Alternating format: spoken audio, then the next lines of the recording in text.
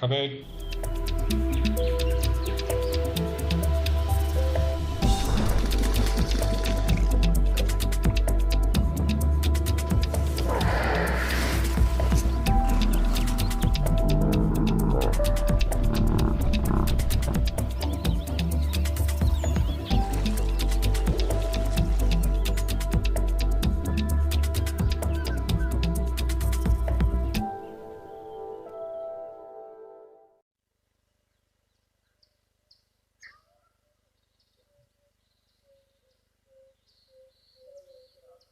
Hello, everybody. Welcome to another live at the Waterhole show. Welcome to our regular viewers, to our new viewers as well. We will take our daily trip across Mother Africa and visit all of our wonderful cameras and hopefully bring you some very interesting and exciting interactions, animals, and great diversity from our multitude of locations. My name's Ben Coley. I'll be with you for the next 2 hours. We'll be live until 1 o'clock South African time, which is where I am broadcasting from. And as you can probably tell, because I will no doubt stumble over some words occasionally, this is live and it is interactive. So please do send in questions, comments, thoughts, ideas, anything you can think of, be it relevant to what we are looking at, something that you've seen or always wanted to know about African wildlife or conservation, and I will do my best to enlighten you. And you can see how to get in contact with us on the screen there. But we've started off today at Serendella, Thornybush Game Reserve, just up the road from where I am in Hoedspruit, with a couple of terrapins who seem to be jostling for position on this sort of steeple of, I assume, a stump sticking out of the waterhole there. This one, I feel there's a bit of a traffic jam, but I think he's going to struggle to scale that piece sticking out. Their little clawed feet not really designed for climbing up near vertical pieces of wood, but always a good opportunity to get out and sun oneself. It is quite cloudy and overcast here today, so reptiles being ectothermic or cold-blooded, taking the opportunity to warm up a little bit in the heat of the day.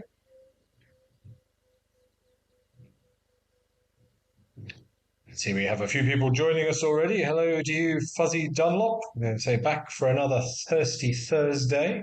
Indeed, these terrapins seem to be avoiding the water for the moment, but nice to have such an expanse of water to drink from as and when you require it. And I'm sure we will see many, many animals coming down to take a drink over the next couple of hours. And hello to Dark Mane Lover as well. Glad you could also join us. I sense this one at the bottom is peering at us. Who are these people watching me today?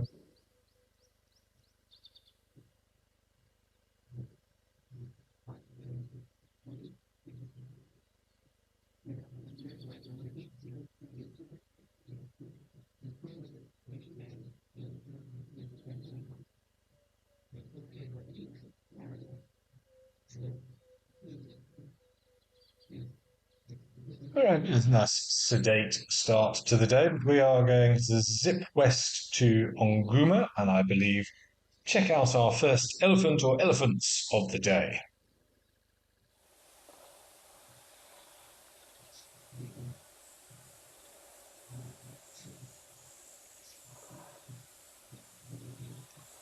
A beautiful big bull taking center stage. We're lucky maybe he's going to have a little bit of a shower, spray some of that water around. You can see it looks like he has recently had a bit of a mud bath. We might have missed all that fun. Somewhat coated himself, and looks as if he's had a little paddle as well.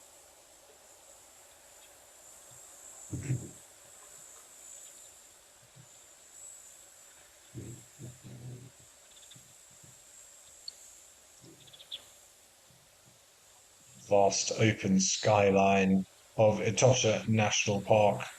Absolutely pristine area. If any of you are looking for places to visit, I can highly recommend Namibia in general. It is a an unbelievable country. And to be honest, trying to explain Namibia to somebody who hasn't been is very, very difficult. It does look rather like a sort of a barren wasteland, but it is spectacular in terms of the geology and the topography and the huge diversity of wildlife that you get there. One of my favorite places in Africa.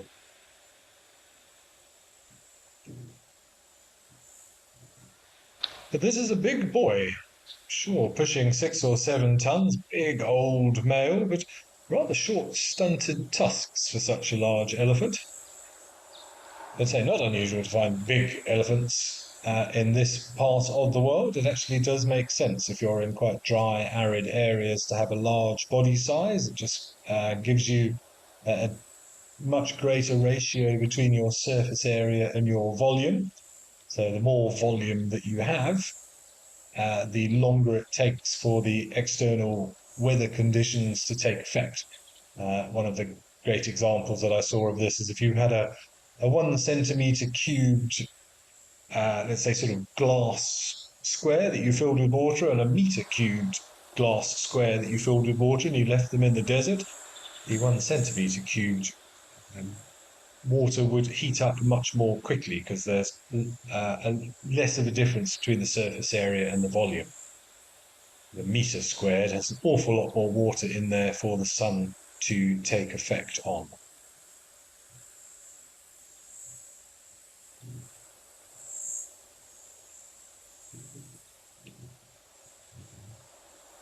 Good afternoon. Keep saying good afternoon. I keep forgetting we've changed times. It is still morning, for me at least. But good morning to Moonlight at Midnight. I appreciate your name immensely. Saying good morning to everybody. Looking forward to another interesting and fun-filled day with the animals. Absolutely. We had a lovely day yesterday. Some unexpected sightings. We had a hyena lounging in the water, and a beautiful pair of black-backed jackals as well also came down for a drink at some point.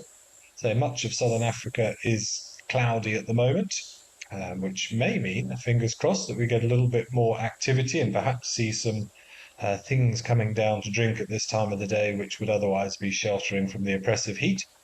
But as is normal for Namibia, not a cloud in the sky. If he's going to go over and have a bit of a scratch on that termite mound. I had a termite mound recently pop up in my garden, and it's one of those age-old debates that we often have when discussing termite mounds with guests as guides as to how some of these termite mounds might be centuries old and been reused by multiple colonies, which I've no doubt is the case for those massive domed mounds that you see. But for a mound of that size, I would have always said, that was decades of growth to get a mound that size. But having witnessed it firsthand, a mound suddenly sprung up in the garden here, and it is already probably waist height. And in terms of its base, the diameter is probably at least a meter, and that sprung up in only a matter of months.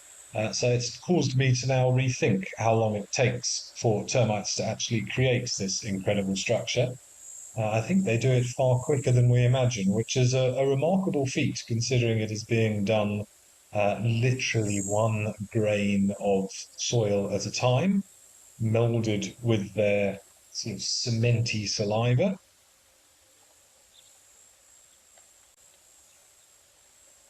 It seems as though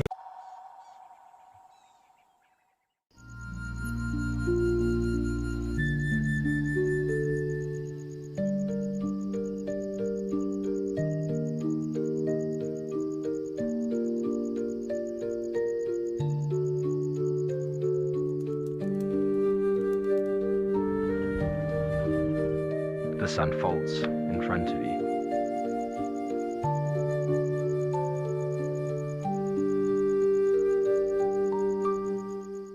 The Wild Earth Impact Foundation is a non-profit that uses the power of wildlife storytelling as a force for good.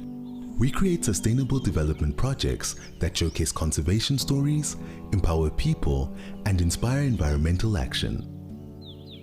As a registered South African PBO, you can make a tax-deductible donation to the Wild Earth Impact Foundation. To find out more, visit our website.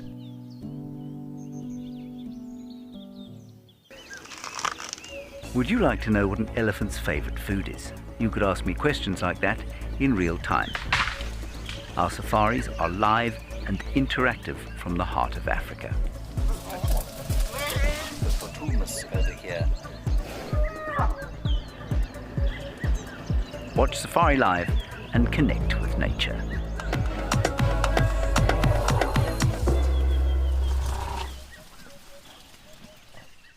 Join our expert guides at dawn for a live, immersive safari as the bush comes to life.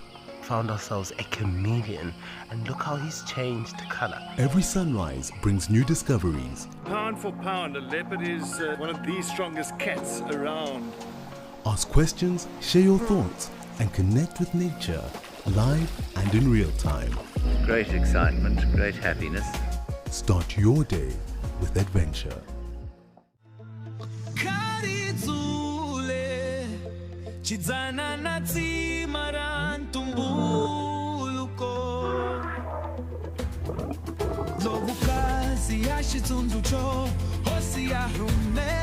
How cool is this?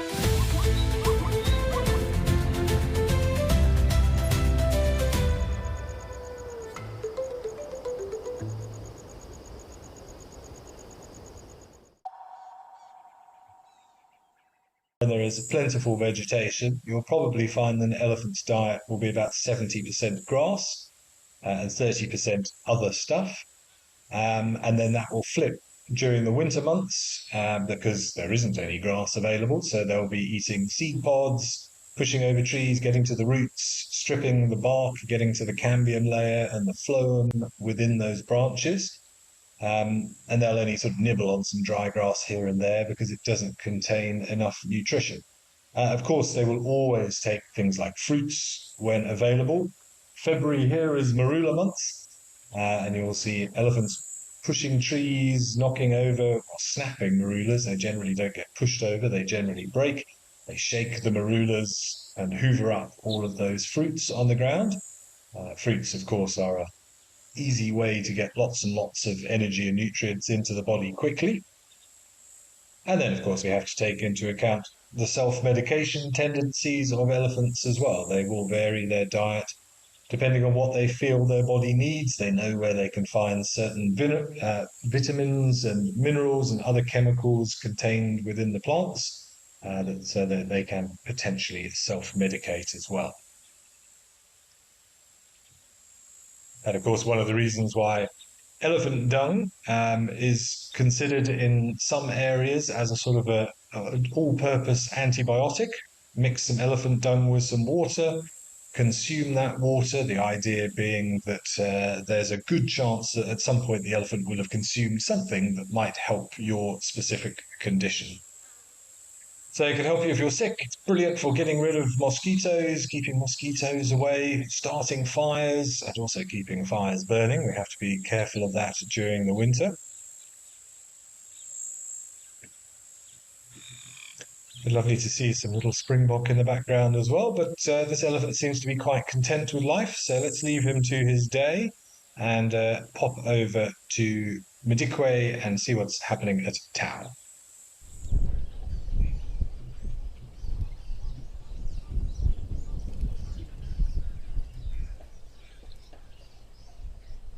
Ah, nice. A nice little group of kudus out in the open, which we don't often see.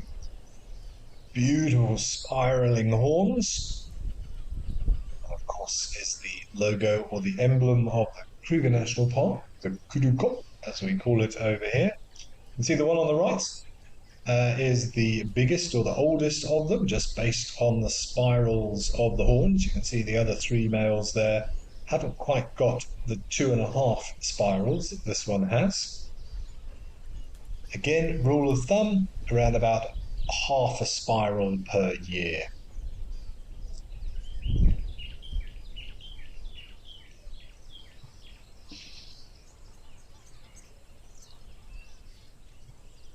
And this area of the country up in the northwest is actually a beautiful area to see some magnificent kudu bulls with the widespread horns. A lot of the kudus that we see in the low-felt here, their horns are a little bit narrower. They're not splayed as much. Again, and that's just because of the type of vegetation here. We are a lot more wooded, a lot more heavily vegetated in areas, so it doesn't make sense to have a great wide spread of horns on one's head. They tend to get in the way and become more of a hindrance, whereas up here it's a lot more open, and that allows for a wider spread of the horns. Regional variations, exactly the same species, but a little bit of natural selection.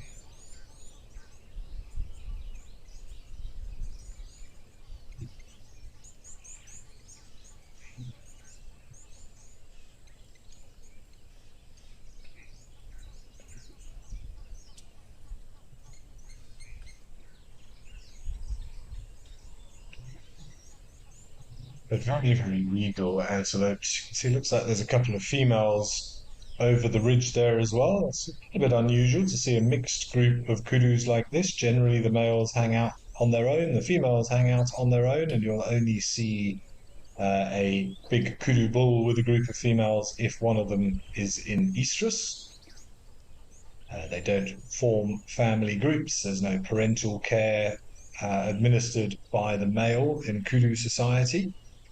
So I think possibly just a coincidental meeting here, coming down safety in numbers to get some water in what has been a very dry winter up in the northwest.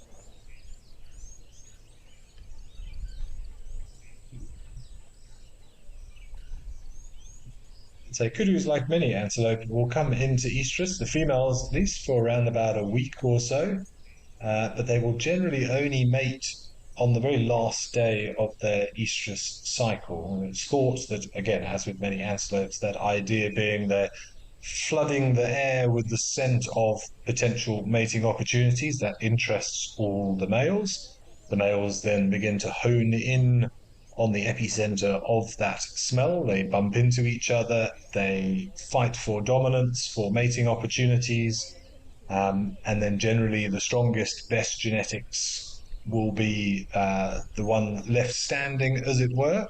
So if you wait until the absolute last day of your estrus cycle, there's the best chance that it is the strongest, most dominant male who is still hanging around, and that benefits you as well. It is young females by the look of it.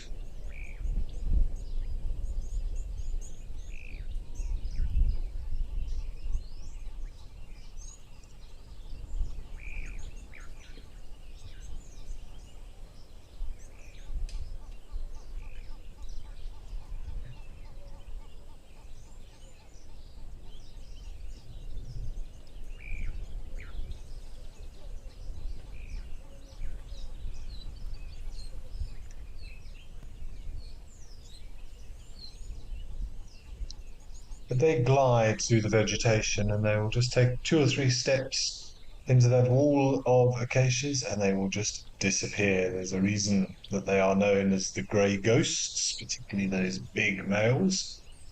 They have an uncanny ability just to take 2 or 3 steps and completely disappear from view.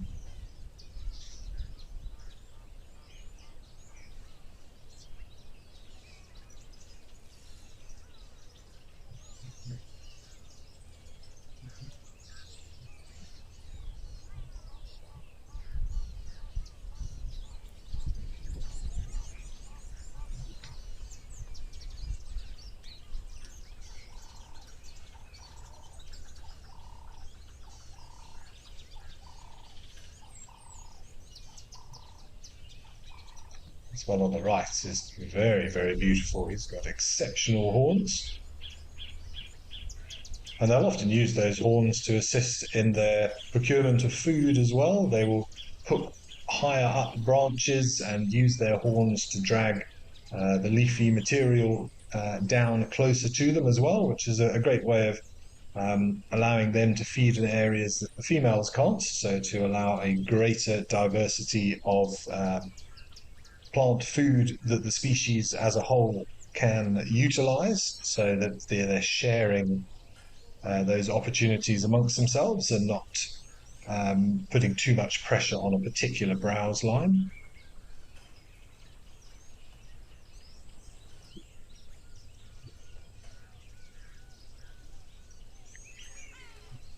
Greg, you've opened a can of worms with that question, which I will get to after we head up to Old Donio.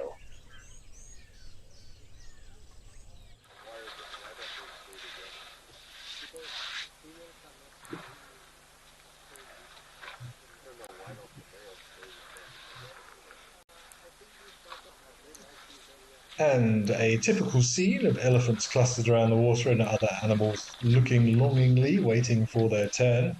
Right, so Greg, you've asked whether waterbuck are the only antelope that use a bad smell to deter predators.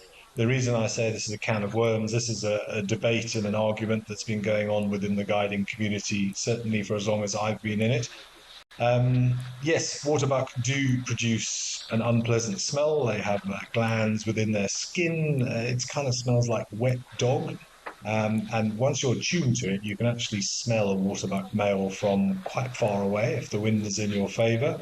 And it was long considered that this was produced as a defensive mechanism to ward off predators, a bit like the terrapins that we saw earlier and we discussed yesterday, how they have these musk gland secretions that produce unpleasant scents to deter predators from eating them. However, it is now generally accepted that the smell has nothing to do with predator defense. There's enough studies that have been done.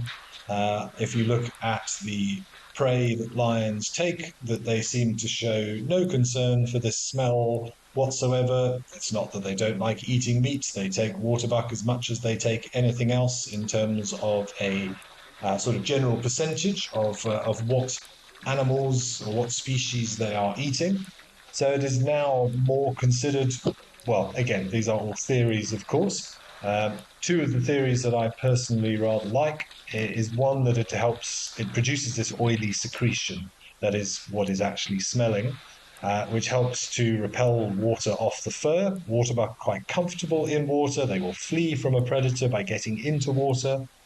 And it's like having grease on your skin, so you can slip through the water more easily. You become more streamlined, a bit like the oily secretions on a duck or an aquatic bird, for example. The other option is that it is used as a more of an insect repellent. Waterbuck generally found close to water, as the name suggests, also considered a bit of an ecotone system as well, but they are water dependent because that thick fur causes them to sweat. And so they do need to replenish a lot of that water on very, very hot days.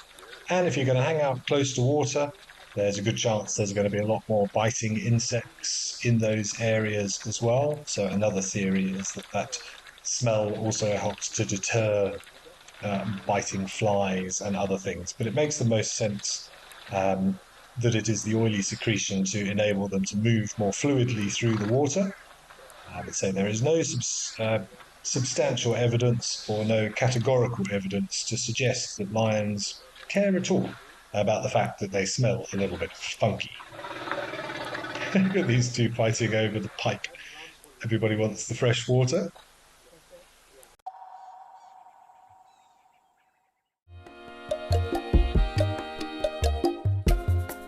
My name is Amy, and today we're going to be doing things a little bit differently.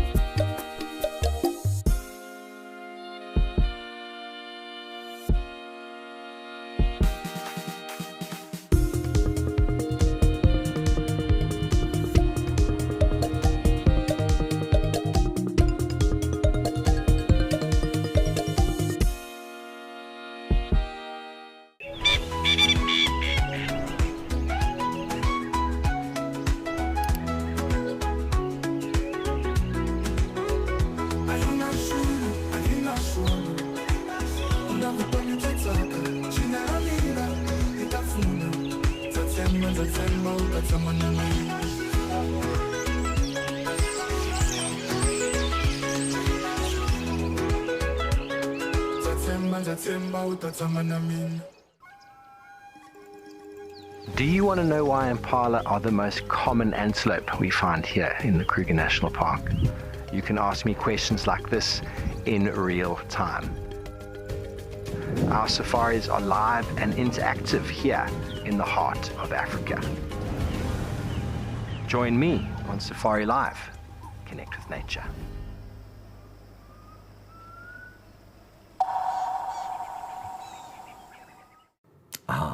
A bush full of beauty, wonder, and absolute chaos. And now, all that madness has its own show. It's called a Wild Bush Week.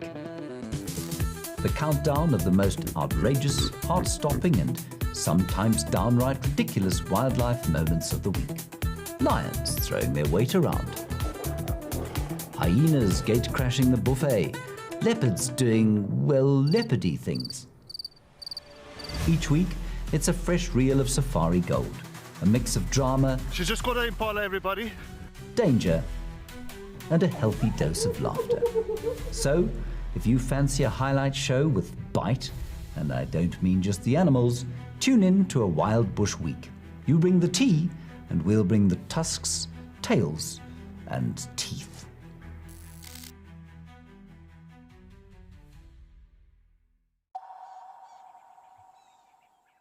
A little wonder, maybe he's got distracted by a female in estrus or has found himself an excellent source of food. Yesterday we saw 3 up here, so we've added 1 from there. So maybe if we're lucky, 1 ton will make an appearance as well. But I have seen as many as 10 or 12 elephants clustered around here at Old Onyo. There are plenty of bulls in the area. Very, very rare to see any breeding herds up here.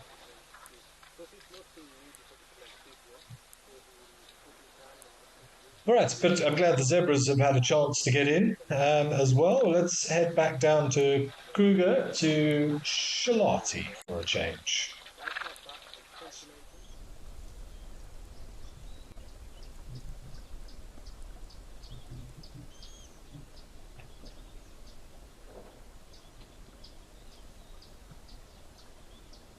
I believe somewhere, yes, there we go. We have a hippopotamouse. He's being a little bit shy and bashful this morning.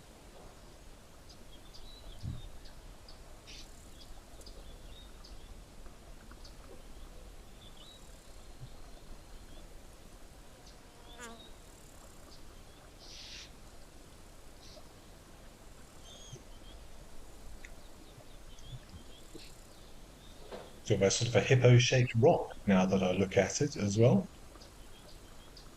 Sure, look at all those scars on the back if you ever need more evidence that hippos are not friendly towards one another.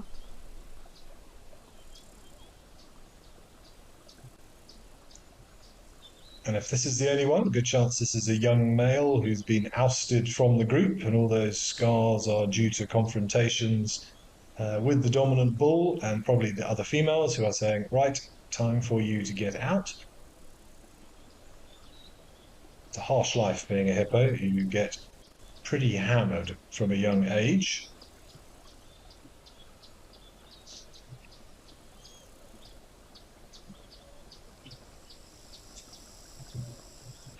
But definitely not a fully grown hippo, this one.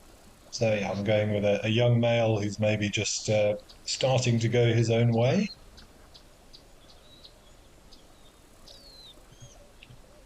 Darren, you're asking, are hippo lungs more like sea animals or land animals? Darren, if I'm honest, I don't know the specifics about the respiratory system of a hippo.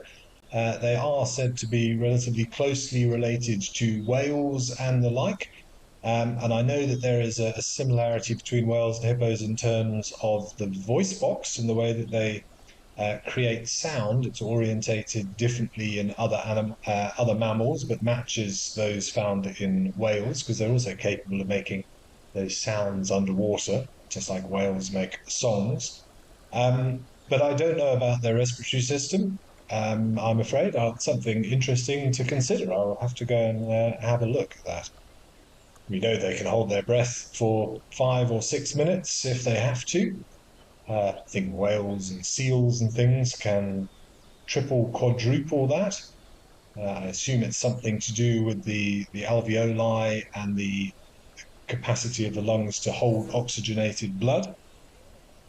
But that's an interesting question, Darren. I will have to look into that one for you. Darkmane Lover, you're saying that's a big hippo. So he's still got some growing to do.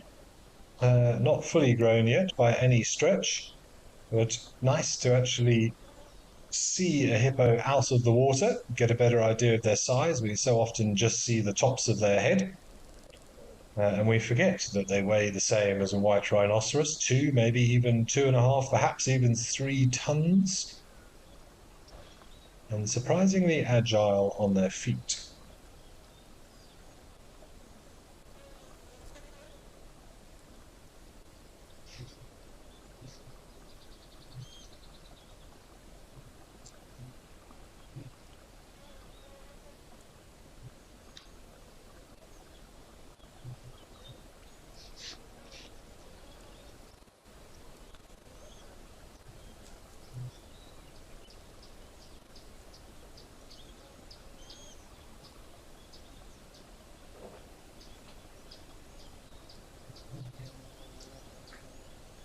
All right, let's continue our tour of the cameras. We're going to go up to the hide in Hwangi now.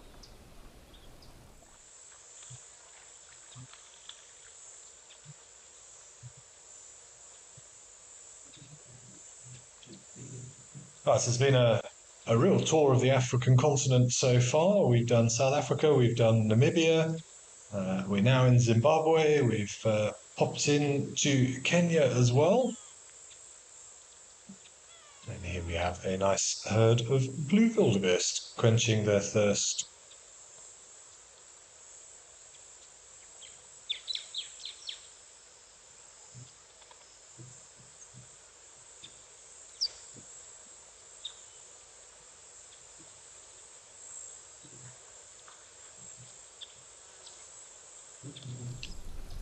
Nearly time to start welcoming the new wildebeest, along with the impala and many, many other antelopes. Oh, we've quickly gone back to Shalati because there's some chaos.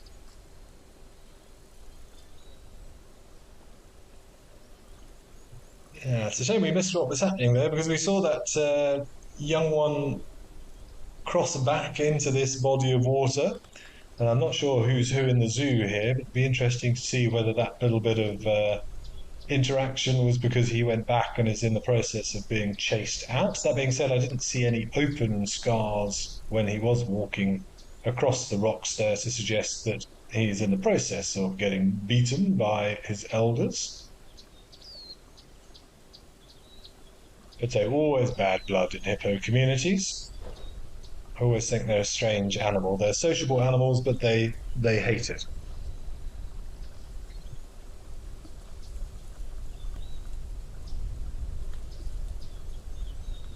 So just done a loop around the rocks, maybe to try and diffuse the situation. Let's see what happens next.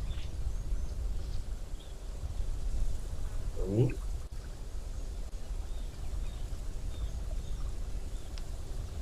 Difficult to know which one we were actually looking at before.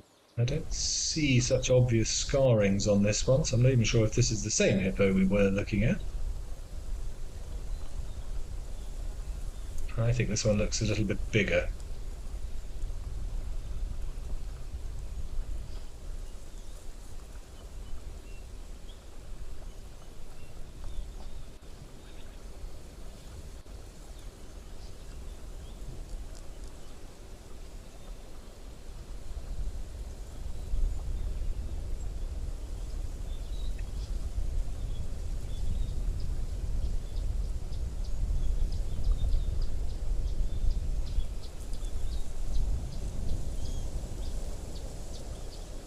Yeah, I think the one that running away is the one that we saw, and this looks like a larger one, so I'm guessing probably the more dominant male of the area is just dishing out a little bit of discipline.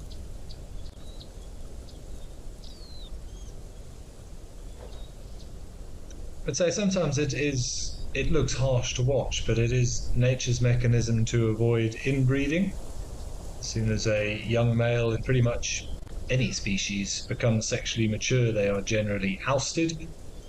It's harsh. They have to go and start their own lives. That forces them to move to different areas, and therefore the chances of them mating, assuming they establish mating rights, the chances of them mating with a related individual becomes less. So it's very clever on nature's behalf, but objectively, but subjectively, it can be somewhat harsh to look at. Nice to see a lot of those swallow nests.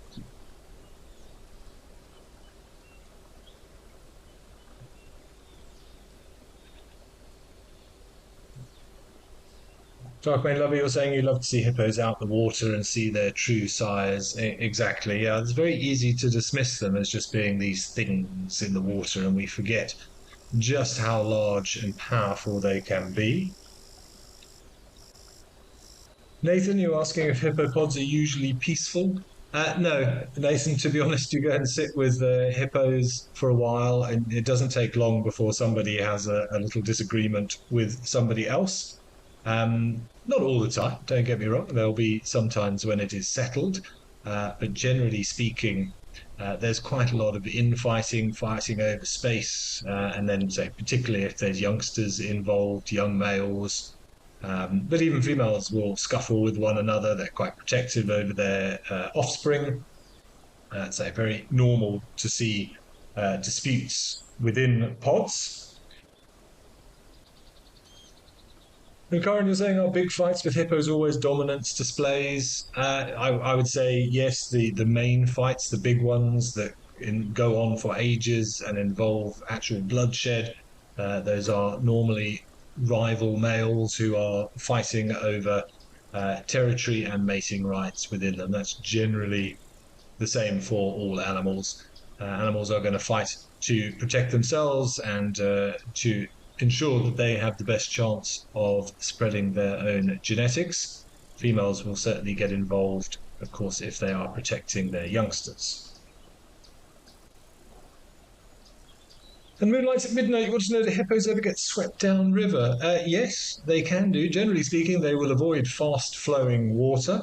So they can't really swim. They walk along the bottom. They've got heavy bones in their legs. They act like sort of diving belts to anchor them to the surface. But if there is fast-flowing water or a flash flood, then yes, hippos can get swept away. It does happen. I know the big floods around about 2000 here in South Africa. There were many hippos that were removed from their areas. There were many elephants that succumbed that were caught in those floods as well, all sorts of things. So they'll generally avoid it, but if nature's wrath gets in the way and there's an unexpected, say, flash flood or something, then yes, hippos can get swept away in the current.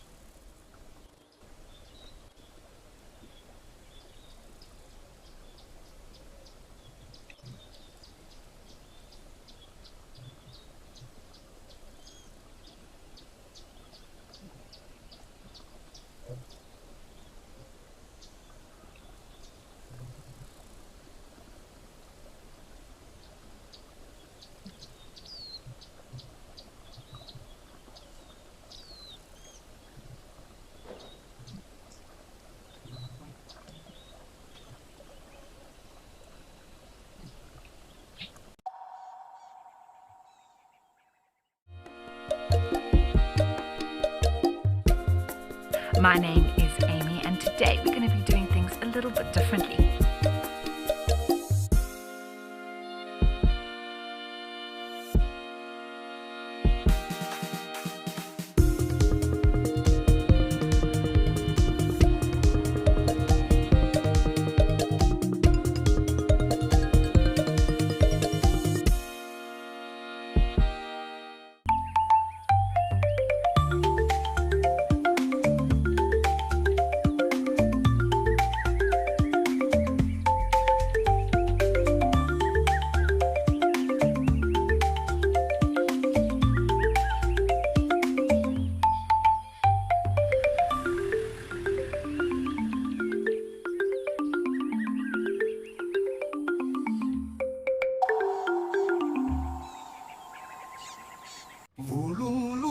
Would you like to know at what age a buffalo calf gets its horns?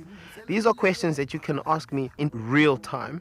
Our safaris are live and interactive here in the heart of Africa.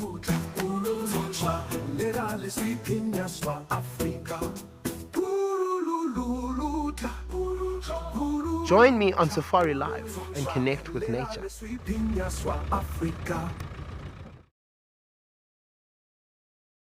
And that's it for this morning's drive. She's just got her impala, everybody.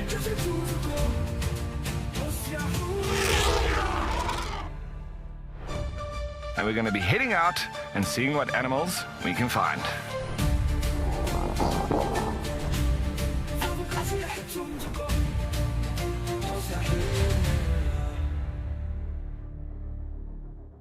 Are you ready for the adventure of a lifetime? Wild Earth Travel's newsletter is your passport to a magical journey.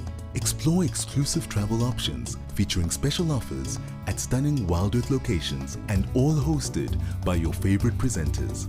Don't miss out. Head over to our website and subscribe to the Wild Earth Travel newsletter today and stay in the know on all our unforgettable adventures. Wild Earth Travel, where Africa comes alive. Diversity of herbivorous life as well that can take advantage of a less homogeneous environment.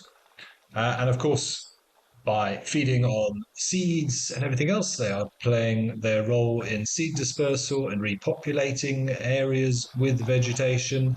That in itself is a good thing from an environmental perspective because trees sequester carbon, remove it from the atmosphere, which also helps carbon dioxide.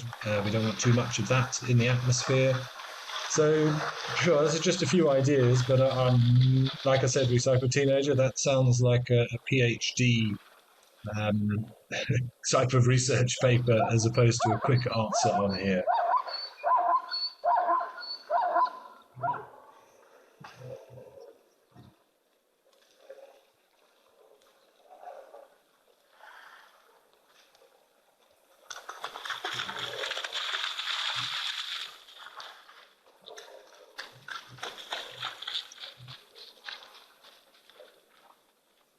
It's interesting to see the zebras move out of the way of that approaching elephant.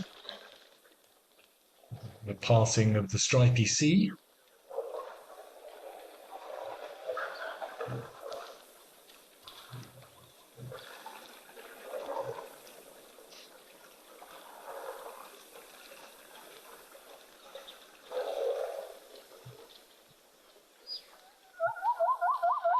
Yeah, so just thinking back there, Recycle Teenager, I think those are the main points that I can think of.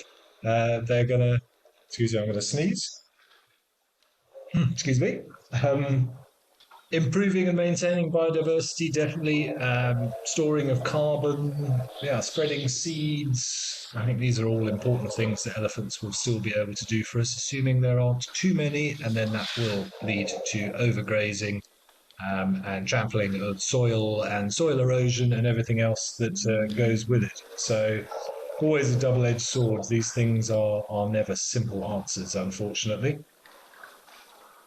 I know there was a study done in Central Africa recently where it was suggested that forest elephants can increase the carbon storage in the forest by up to, I think it was 7%.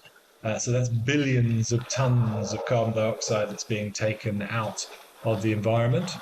They generally leave the big trees alone, and then they will be feeding on the fruits and everything else, creating new trees which can also absorb carbon.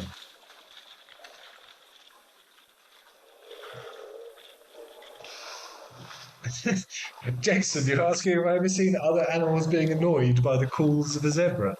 No, I don't think so. I personally love the noise. It's one of my favourite sounds in the bush. I find it rather sort of haunting yet beautiful at the same time.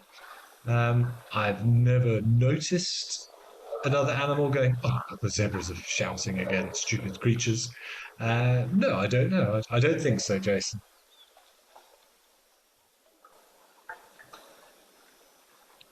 Melanistic marble, you're saying, aren't there stories of hippos going over Victoria Falls? I don't know of any specifically melanistic marble, but I would imagine so, that upstream hippos caught in a flash flood. I see no reason why they wouldn't be swept over the falls there, so I have no doubt that it's happened. I've never witnessed it or seen footage of it, but it would be unsurprising to me. Look at this young bull deciding to just have a little bit of a nudge towards those zebras.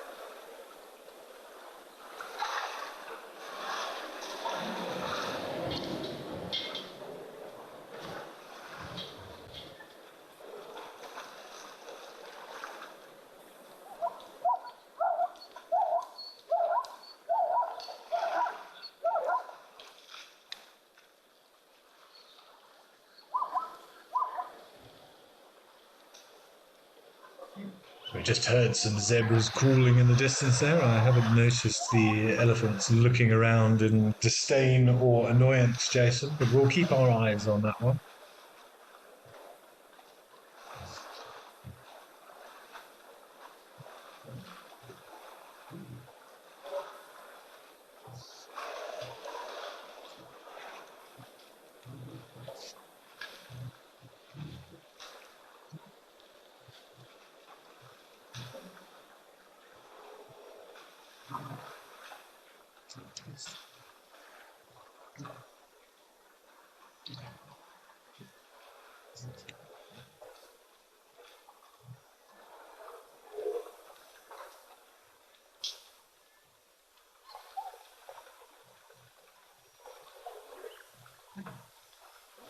Okay, I think these three zebras have given up waiting for their turn. One's still looking longingly. There's a no, we'll drink out of the muddy puddle again, unfortunately. The elephants have monopolised the fresh water.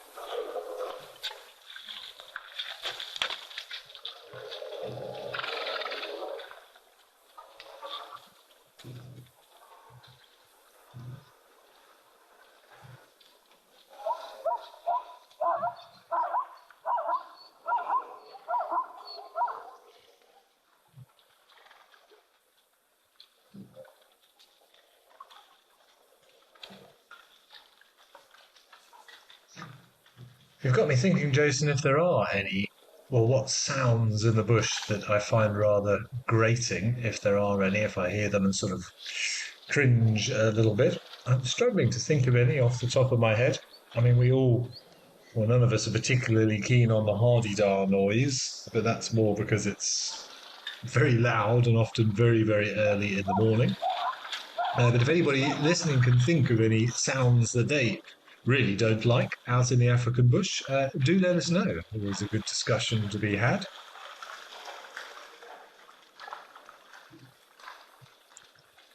Be it the whoop of a hyena, the eerie call of a jackal, you see the roars of lions, the rumblings of elephants, the snorting of a scared impala. I can't think of any that I don't like.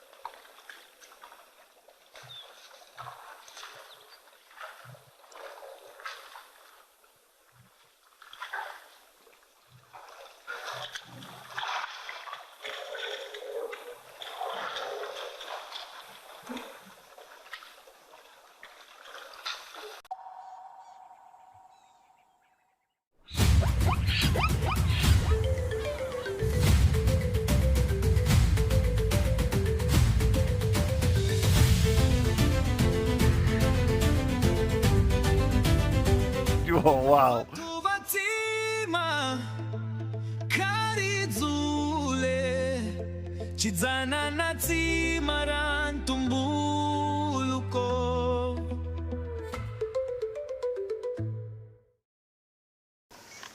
Oh, even a hyena coming into the action as well now. Oh my word! She's stalking the hyena now. Leopard, hyena, lion, all together in one shot. Oh. Woo! This is action-packed.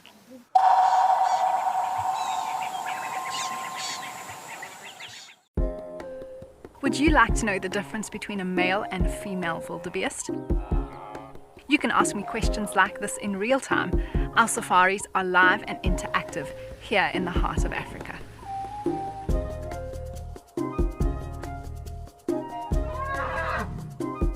Join me on Safari Live and connect with nature.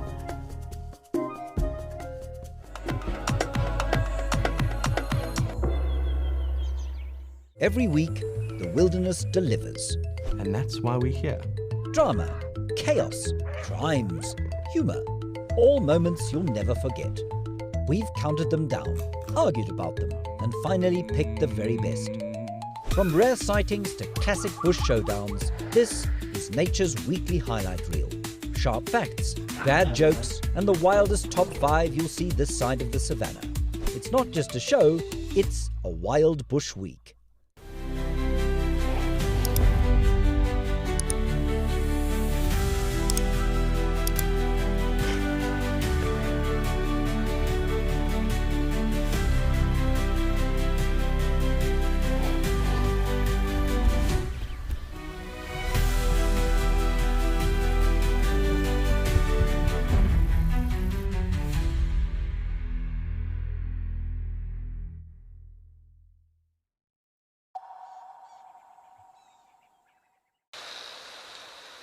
I was saying yesterday how ironic that something so tiny can cause so much disturbance.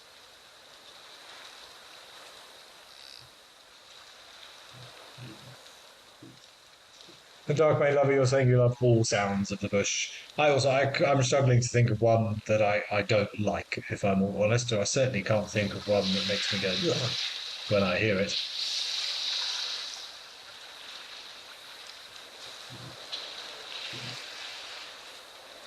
It's actually one of the joys on safari. We often don't use silence enough, and we, particularly as someone who's been involved in guide training a lot, we try and encourage guides to use all senses: taste, touch, smell, sight, hearing, and listening to the bush is very, very important, A, from your own personal safety, and B, as a greater understanding and just a more of an immersive experience. And it's wonderful just to sit quietly and just listen, pick up bird calls, subtle communications between animals.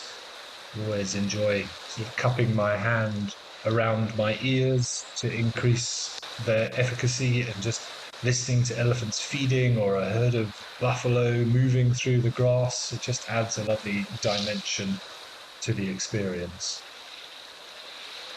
Elephants splashing in the water.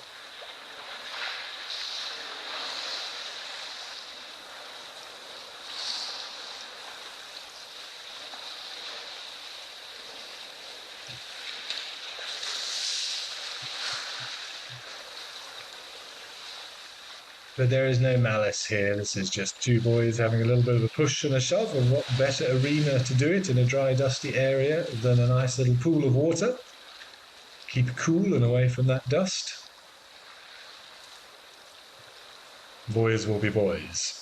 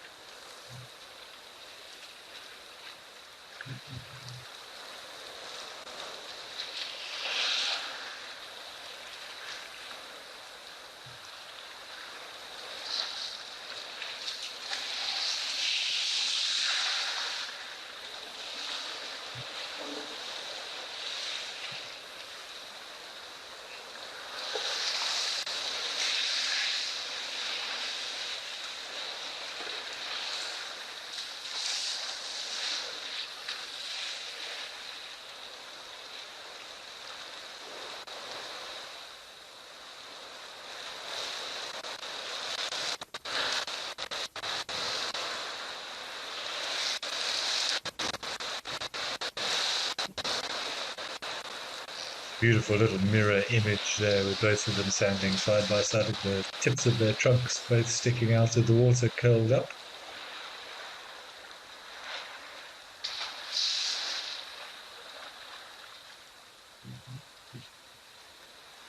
So this would be a perfect opportunity to use a little bit of silence on a guided experience. Just watch and listen and let it all unfold.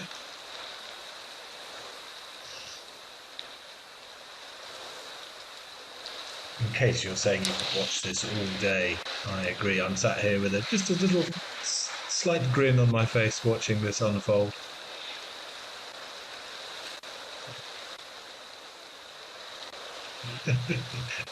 So, look, I'm sitting here, I'm not moving.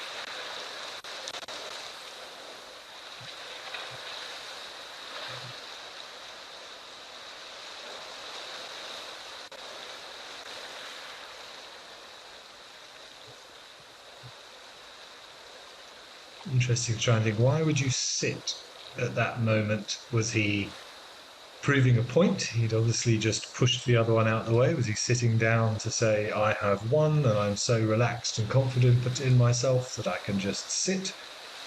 Always fun to try and figure out, as we were talking earlier, what this body language between individuals could actually be. There must have been a reason why that one chose to sit down.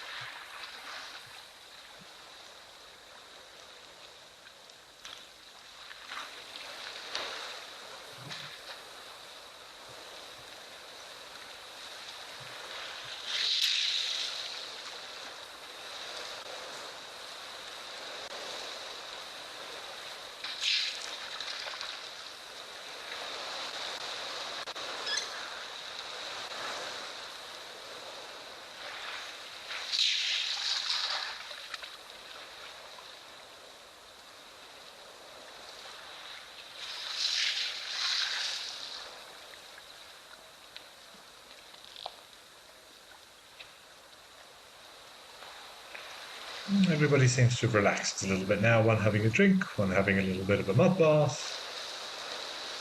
We'll see. But these interactions are also important for building bonds and also for practice, just keeping muscles and knowledge of what to do when a real fight comes your way. It's all good practice, a little bit of sparring in the gym.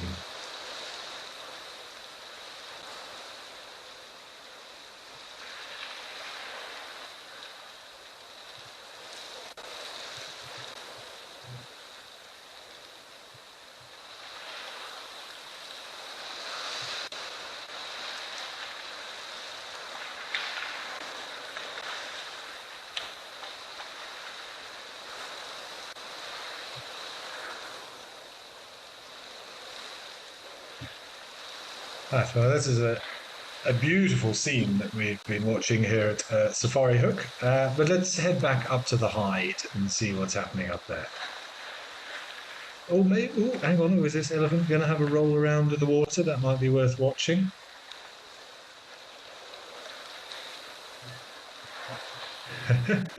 A very relaxed fight. I shall lie down and tussle with you.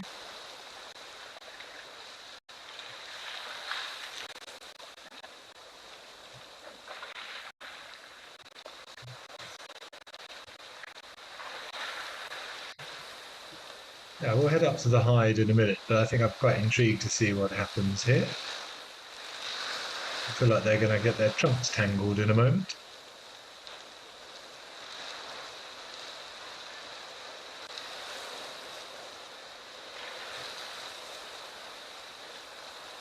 Look at the symmetry. I like symmetry in my life. I don't know about the rest of you. That makes my brain very happy to see two elephants face to face, matching the way their trunks are hanging and everything else.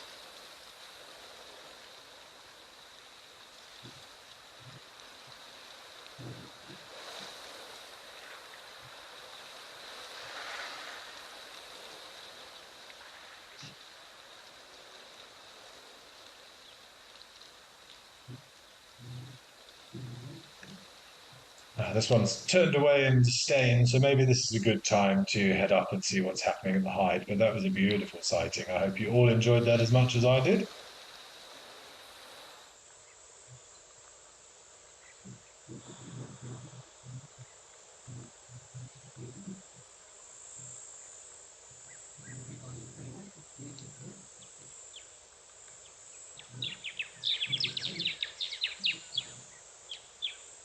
And a far more peaceful vista of the wildebeest, beautiful orange grass, giving us a nice little bit of contrast.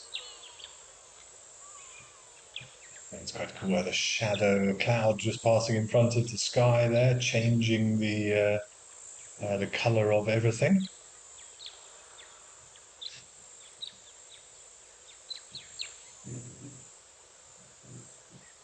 And nice to see a couple of egrets there as well.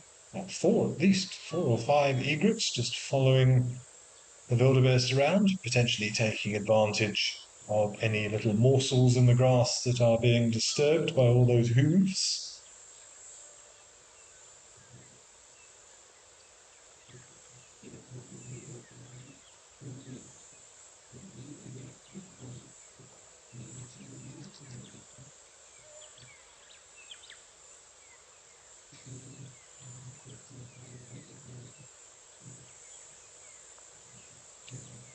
These don't look like cattle egrets, though. They look more like perhaps little egrets.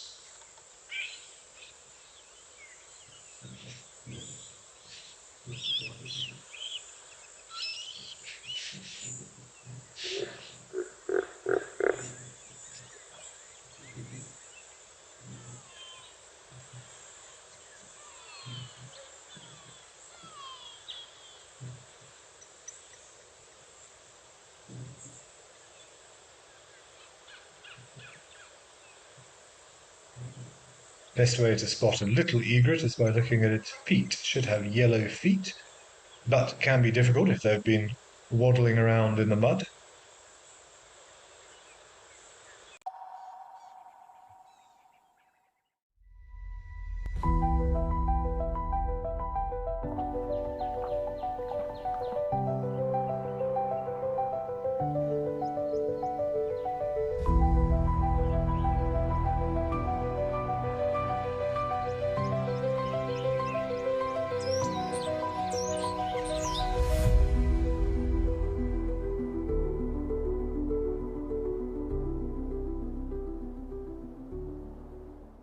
At Wild Earth, we believe every story has the power to create change. That's why we've launched the Wild Earth Impact Foundation, a non-profit dedicated to conservation and social impact.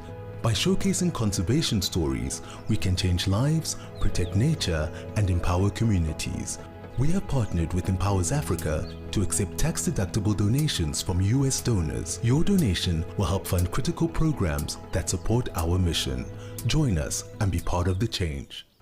My full name is Cedric Leslie Dold. I grew up mostly here in the Lowveld. I grew up here pretty much on the southern side of Kruger National Park, a place called Marlow Park, for most of my years.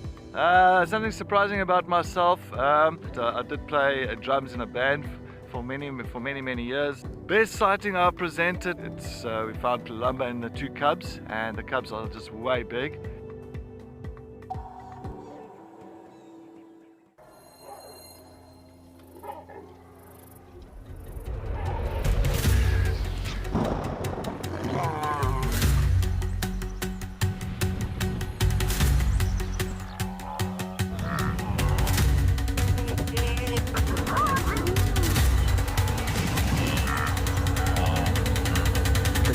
Wildlife spectacle on planet Earth. We'll see you there.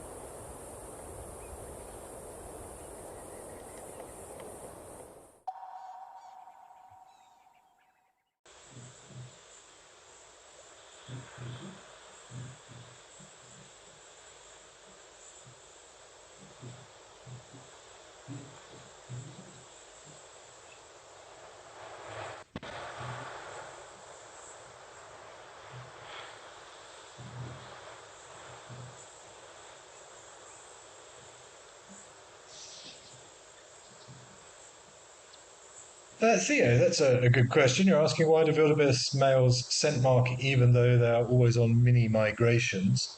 Having never worked in East Africa and been present during one of the great migrations, I couldn't honestly comment on how regularly those males do scent mark because I hear exactly what you're saying. If you're constantly on the move, what's the point of demarcating a particular area? But many of the wildebeest in southern Africa have changed their behavior over the years in response to things like farming, the erection of fences, mostly because of human interference, and a lot of them have lost their migratory tendencies. Generally, what happens in these areas is that the wildebeest have become much more sedentary. Males will hold a territory that they then do defend and demarcate against other males. The females have a much more of a looser, what we call a home range, so a larger area that they traverse across, leading them from across the boundaries of one male into another male's territory, into another male's territory, etc., etc. And that when they are in a given male's territory, he will obviously try and take the opportunity to have breeding rights. And generally speaking, the strongest, most dominant males will hold the best territories, i.e., have good access to water, good grazing, good shelter, and those will automatically be the areas that the females will gravitate towards because those areas have everything they need. So in that case, it does make a lot more sense for males to demarcate. But I think maybe that's something to ask on the live drives to some of the team in the Mara. I would actually be interested to know what are the frequency of scent marking using the preorbital glands, pedal glands, middens, whether it is done as much in East Africa as we see here in Southern Africa, and how much of that has been dictated by the behavioral changes brought about by human influence. But thank you, Theo. Good question. It made me think for a while, and I'll have to do some digging. So I have migratory wildebeest scent marking tendencies and hippo lungs to have a look at this evening.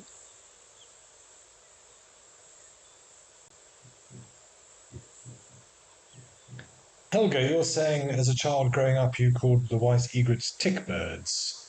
Cattle egrets, or egrets in general, not as well known for taking ticks as something like the oxpeckers. I think those are the archetypal tick birds. I suppose we can call terrapins the tick reptiles perhaps as well in that regard.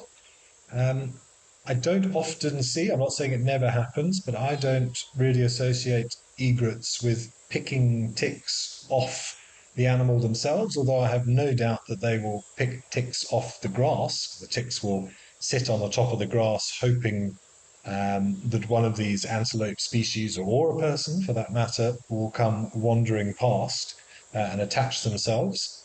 So they will certainly eat ticks. Guinea fowl are also a good controller of ticks as well. They like to feed on ticks they find in the grass. It is amazing how the ticks find these animals. They can just sit on the tops of grass stems and they'll sit there for days and maybe even weeks on end. And they look as if they're just almost hibernating. They're completely immobile. They don't really move. And then they respond to carbon dioxide and to heat. So, with these species having their head down to the ground, they're breathing whilst eating. The ticks will pick up on that increase in carbon dioxide and they will suddenly sort of reach up with their little legs and flounder around, hoping to just grab hold of a little bit of hair on the way past and then move onto the body of that animal for feeding. And you can do that yourself. You can pick up or pick a piece of grass which has got a tick just sitting on the top. It's not doing anything. And if you just put your mouth close to it and breathe on that tick, you'll see it'll instantly spring to life and it'll start reaching out, looking for whatever caused that stimuli. That's what are called Haller's organs, these chemoreceptive organs that they have in their front legs that are very susceptible to carbon dioxide emissions. Right, let's go to King's Cap.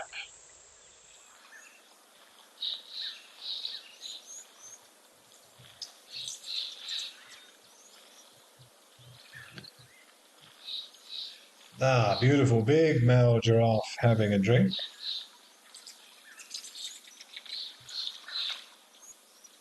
Now, we had a good question that came through a little while ago, which I was waiting to see a giraffe. So, Jane Ludlow, I hope you are still watching. My apologies for not answering your question immediately. But you asked, how come a giraffe can see a very long way forward, but has to kneel down to examine an insect or small animal in front of its feet? I'll take your word on that, Jane. I've never seen one sort of examining a beetle or something, although I hope to do so one day. Sounds fun. The answer is I'm not 100% sure, but what I can tell you is that giraffes are rather similar to horses. So if you've ever seen a close-up of a horse's eye, the fovea, which is the part of the back of the eye on the retina that actually has most of the visual receptor cells that allow the animal to interpret what it is seeing, is rather sort of flat and horizontal. It's like a line, as opposed to ours, which is more like a little V at the back. We are very concentrated foveas. We have to look at something directly in order to see all the detail in it. But for things like giraffe and zebra and wildebeest and horses that occupy generally more open areas, it's more important for them to sort of see the horizon in general. So by having that wider, thinner, rectangular shaped fovea allows them to see a greater acuity over a wider area and potentially see danger coming. So you won't find that adaptation in, say, a forest-dwelling species, because that would be a sensory overload to the eye. There's too much happening.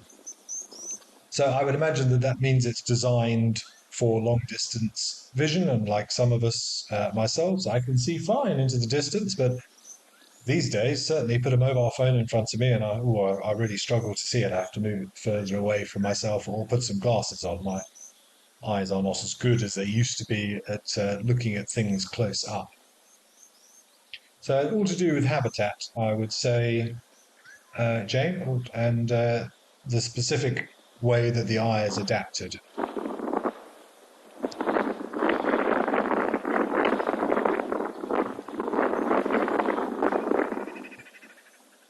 Always a treat to see a giraffe having a drink. Let's head to Pilanesbergen to Kwamarata.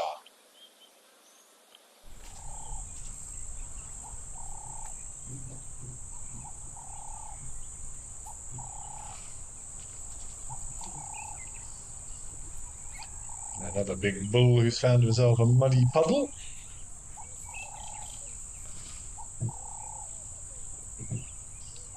Jolly, you're asking, do giraffes use rubbing posts? They will sometimes rub up against trees and things. The rubbing post isn't going to be much help to a giraffe. It might be able to scratch its shin, perhaps, depending on the height of it. What you'll often see them doing is, because they do accumulate quite a lot of ticks under their front legs, sort of their armpits, and in and around the groin, the softer skin out of direct sunlight that the ticks prefer. So it's quite normal to see them standing over a bush and then sort of moving backwards and forwards and scratching themselves with the branches of those bush. So I suppose if you want to call that a rubbing post. But I don't think I've ever seen one, for example, straddling a termite mound and having a good belly scratch, although I don't see why not. Maybe deemed to be a little bit dangerous and they don't want to lose their footing and fall over, perhaps, with the slope of the mound. But yeah, your standard rubbing post used by a warthog or a rhino is going to be fairly ineffectual on a giraffe unless it particularly wants to scratch its feet, I would say.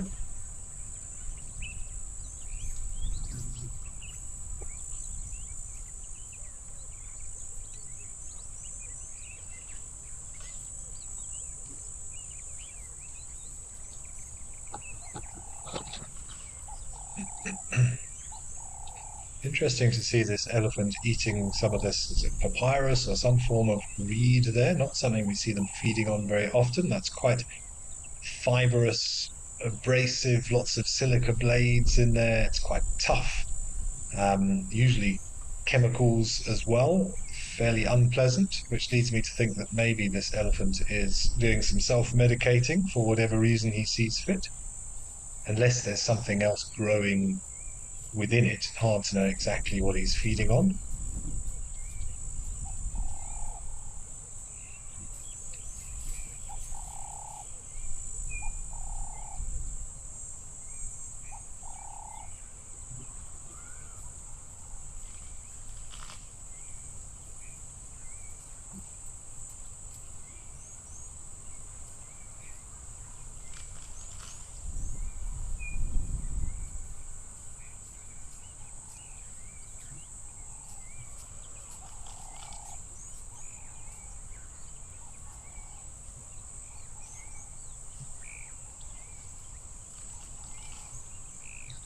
Difficult to see, but it looks as if he's sort of picking through it rather than pulling out clumps. I wonder if there's a creeper or something that is growing through the reeds here.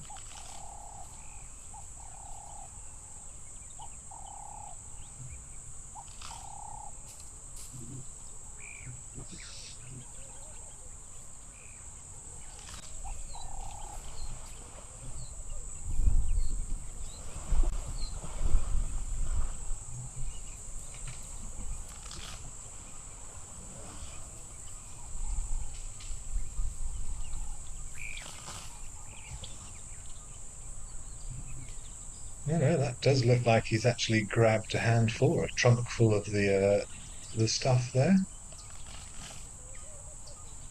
Yeah, not something you see elephants eating every day.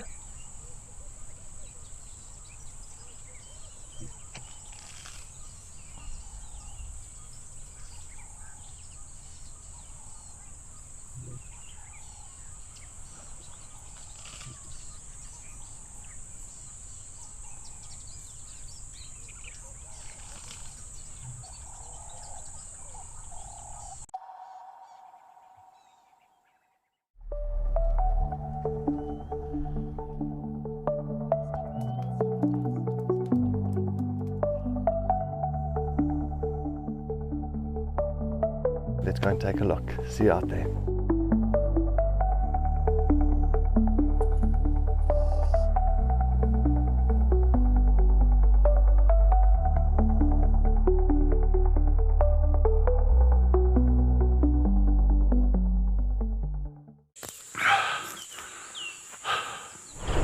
What does it take to handle the wild? Balance. Determination. Focus. Yaku!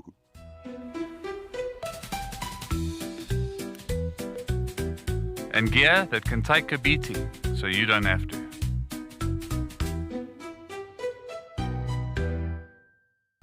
My full name is Cedric Leslie Dold. The best driver at Wild Earth, it is me. I believe I'm the best driver. I think so because I've. Best part of my job, I say, is just to try and look out for these animals, track them down. I love tracking animals. I love looking for, fresh tracks, and if you can find them, it's just at the moment of accomplishment. If I wasn't a presenter for Wild Earth, I would be the drummer for AC/DC. This is brilliant. Real, you say the best kind of roadblock. Absolutely. Look at this. Hello, girls.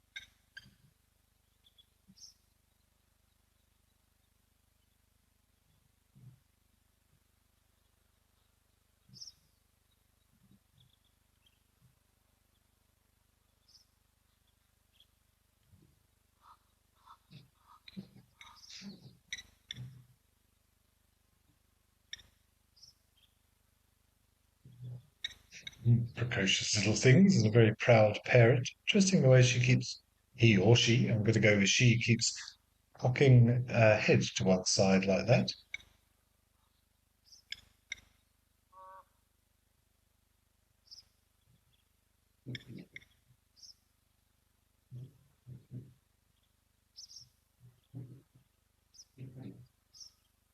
I wonder if she was seeing the movement of this approaching lapwing, perhaps, and just rather using one eye to discern the detail.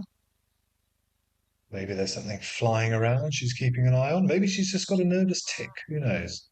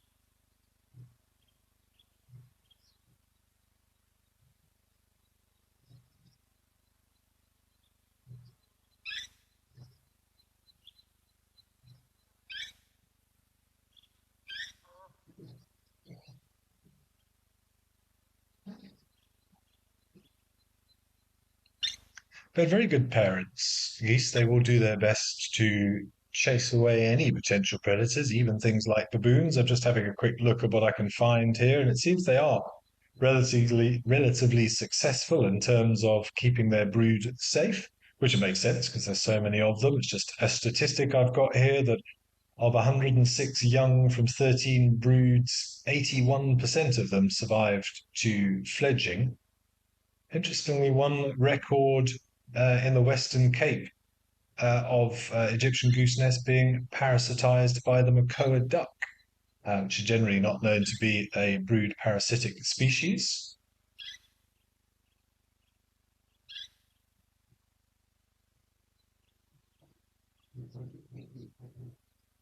Dibdi, you're saying a different geese species easily identifiable?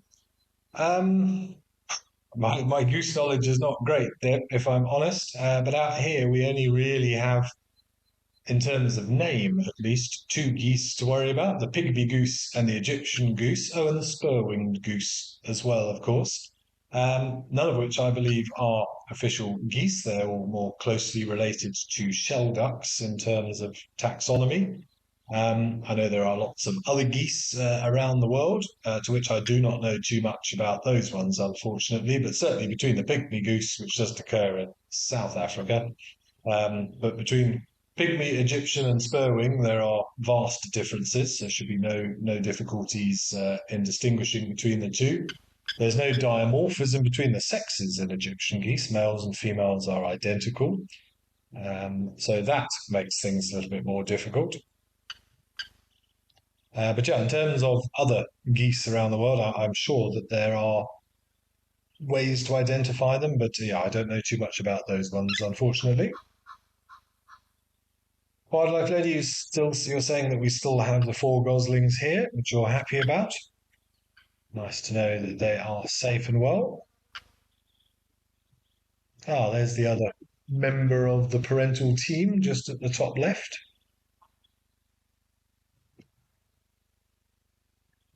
Taking it in shifts today.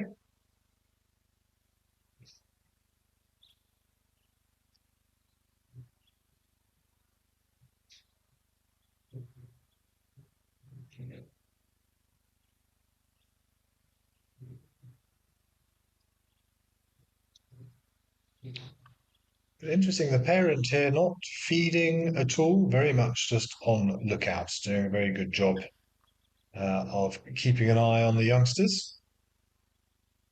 And the other one with a bird's eye view, quite literally.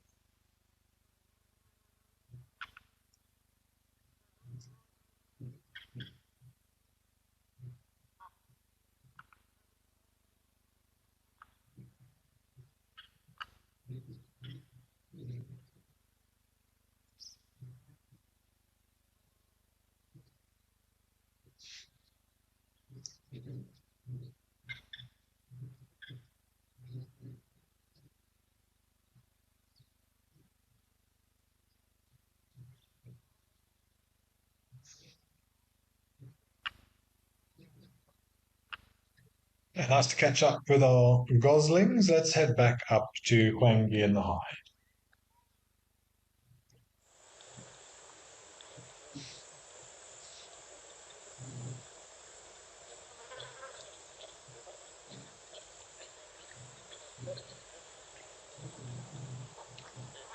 Always fun to watch the antics of some baboons. Lots of babies clutched to mothers' chests here.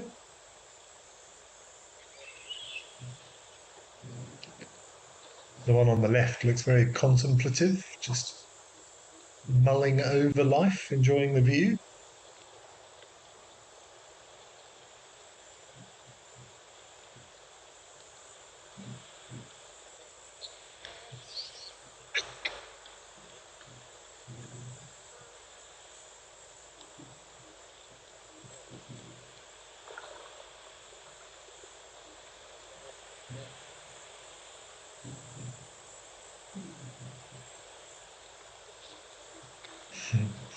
Playtime for the young one. Mum's released its charge. Oh no, back. That was a bit too scary. Got too far away from Mum.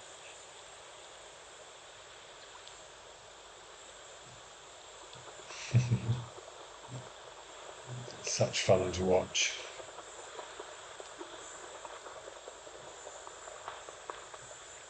What is this one at the front doing? Walking rather strangely. Oh, apparently we're going to... this one at the front's doing some odd things, but apparently there's something interesting at Elephant Pan. Let's quickly go see what's got my earpiece in a buzz.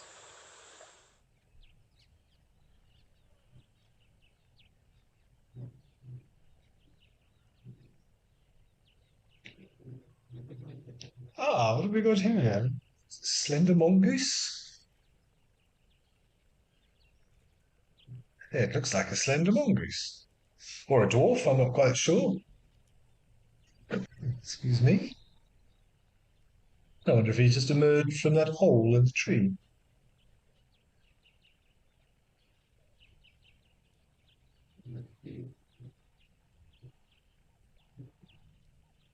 I didn't see clearly if it was slender or dwarf. The gut was slender, looked a bit longer than a dwarf.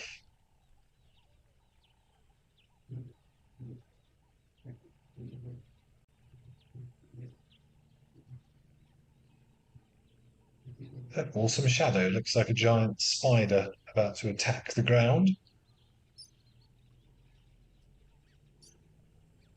Now speaking of spiders, I read something interesting the other day that there's some spiders in Asia somewhere that have reputedly, when they catch or inadvertently catch male fireflies, which are flitting through the air looking for a mate, and they land in their web, apparently they leave those fireflies there for a much longer period of time before subduing them and wrapping them in silk, and use the fact that those fireflies are giving off light to attract other fireflies. The idea or the thought process being that those stationary male fireflies now, because the light is not moving around, and female fireflies, which would be glowworms, they're all beetles, that perhaps that other male fireflies see this stationary blinking light in the web, think, oh, hello, there's a lady I can go and try and seduce, and then inadvertently get captured themselves. So it's almost like using bait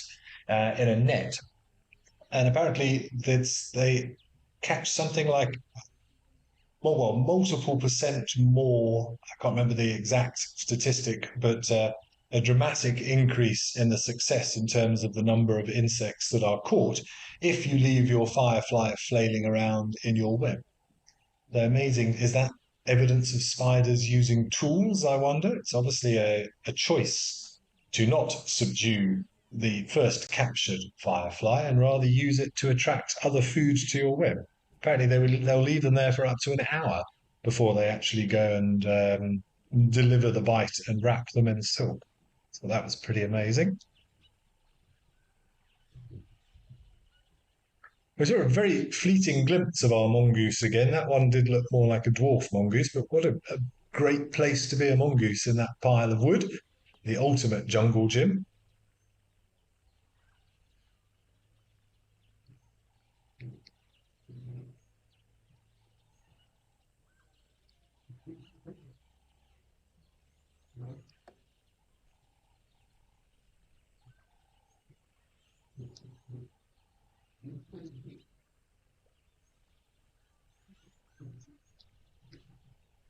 All right, let's head back to our baboons, but nice to pop in to Elephant Pan for the first time today.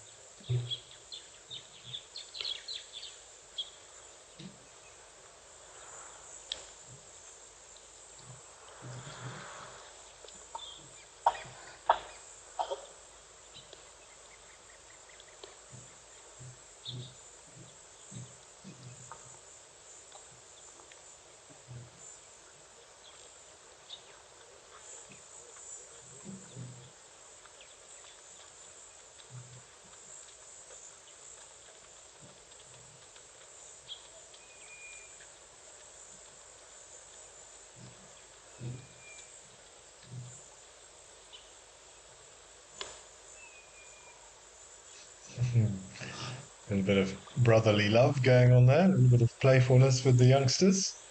I like the way that Mum on the top has just given herself the best view, keeping an eye on all the mischief going on.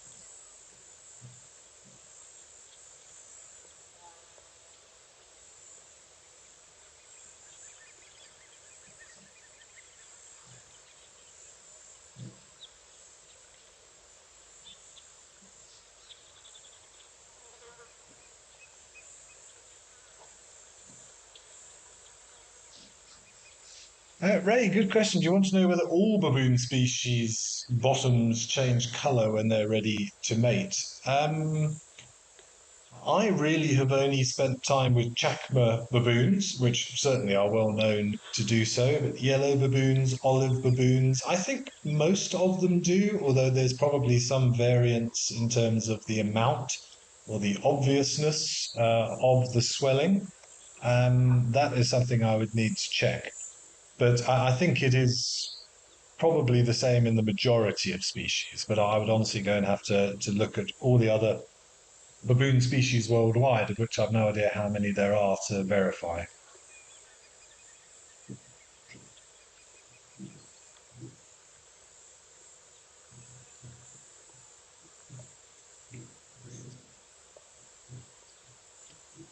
All right, let's head up to the Serengeti for a change.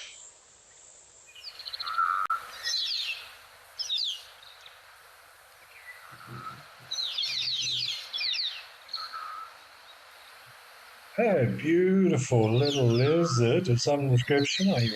You see my knowledge of lizards in East Africa is going to be poor, so anybody feel free to help me out. Beautiful coloration. Reminds me of the flat lizards that we get down here in terms of the coloration, but morphology looks incorrect here. Looks more like sort of an agama sort of shape.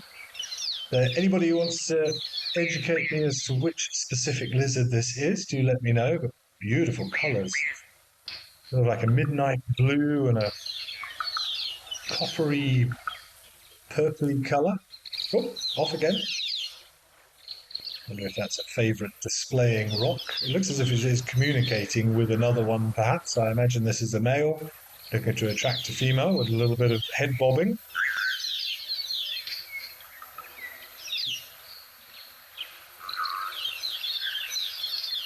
almost on the camera.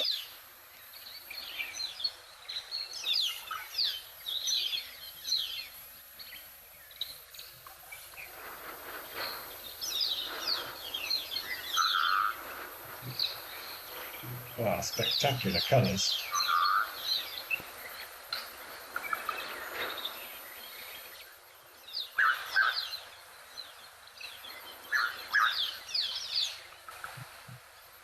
I've got a funny feeling we might have seen one of these before at Old Donyo.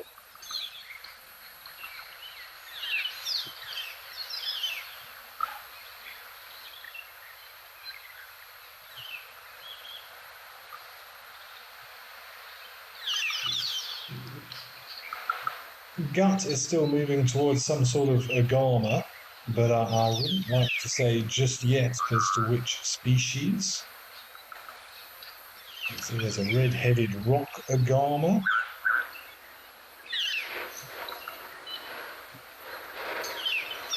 Possibly one of those.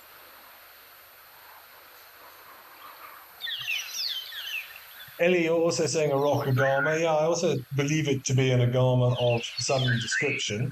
The ones that we have here, of course, we have the blue-headed tree agamas down here, and then we have the flat lizards that exhibit similar patterns down in southern Africa. But I agree, I'm pretty sure this is one of the rock agamas. Bill, you're saying a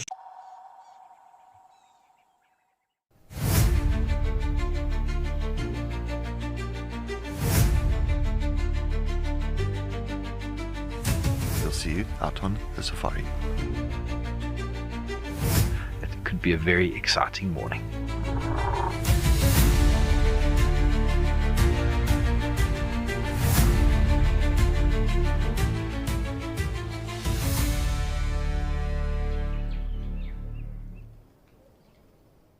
The Wild Earth Impact Foundation is a non-profit that uses the power of wildlife storytelling as a force for good. We create sustainable development projects that showcase conservation stories, empower people, and inspire environmental action. As a registered South African PBO, you can make a tax-deductible donation to the Wild Earth Impact Foundation. To find out more, visit our website.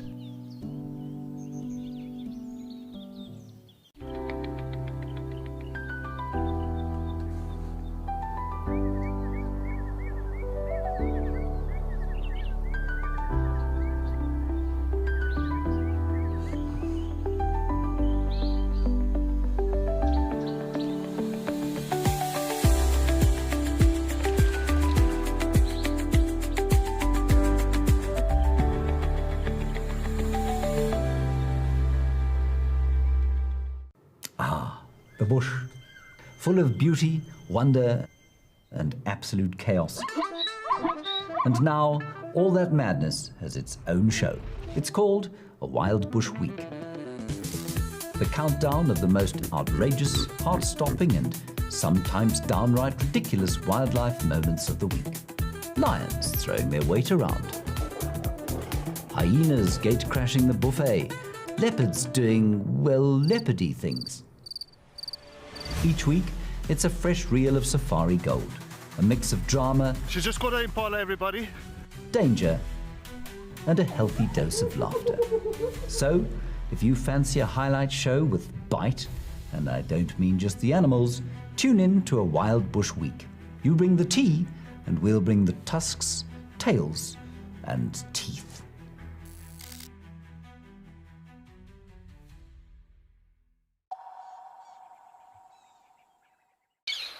beautiful colours there. Sort of salmony pink head going down to that bronzy orange sulphur body, the speckles, turquoises, blues. Magnificent diversity of nature we have.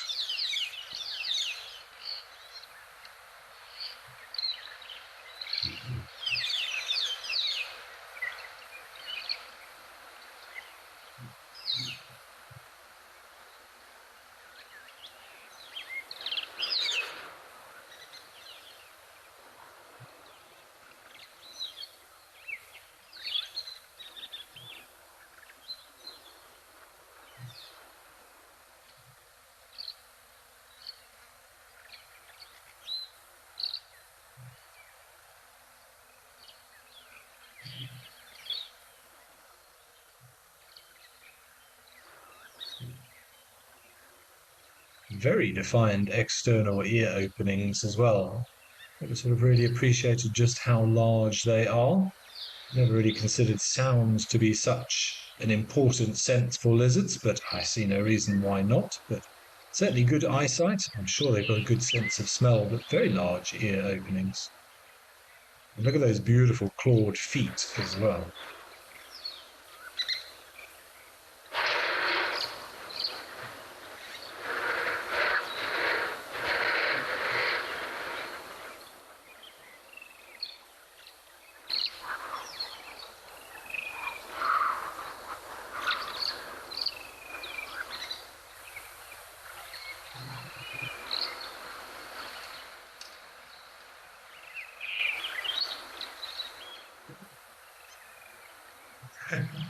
Spread-eagled now on the platform, soaking up a little bit of sunlight.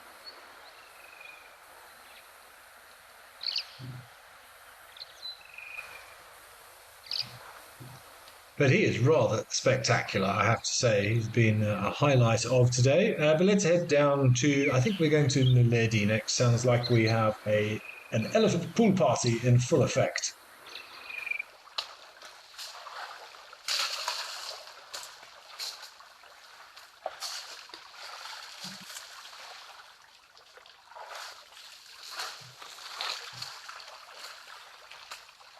Maybe not so much of a pool party as a good mudding. Makes me think of Suits. Louis Litt's penchant for mudding. So I've been watching Suits recently. That's where that came from, if you wonder where that randomness originated from.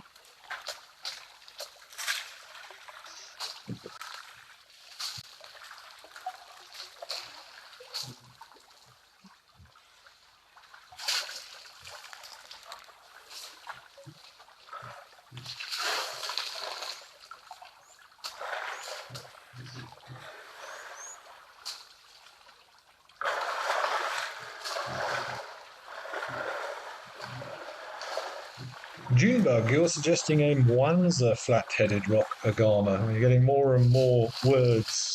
We started with agama, then rock agama, then a flat-headed agama, and now Mwanza flat-headed rock agama. But he was rather beautiful, certainly. I'm thoroughly enjoying those colours.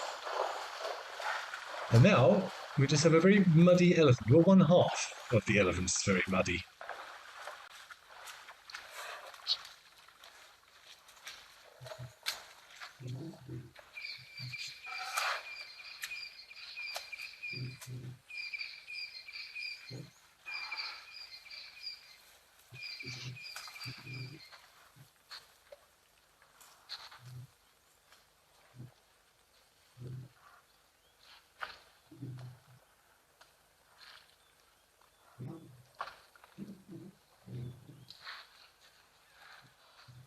And just like that, the elephants disappeared. Saw some lovely blossoms on the trees there. It's so nice to see the bush springing into life over the last 2 or 3 weeks.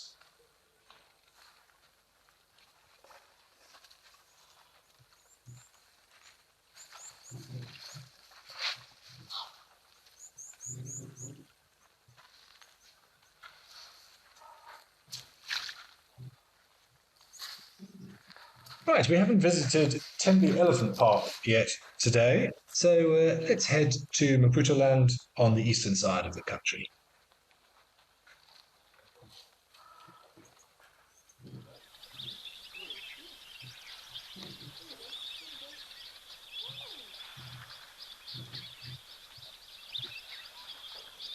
Lots of elephants here.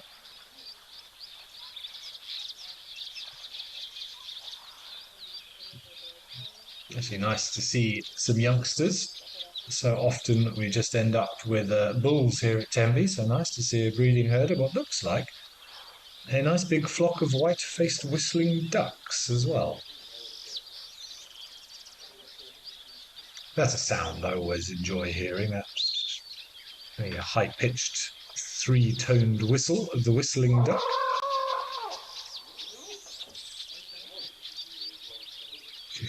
Shaking vegetation in the background.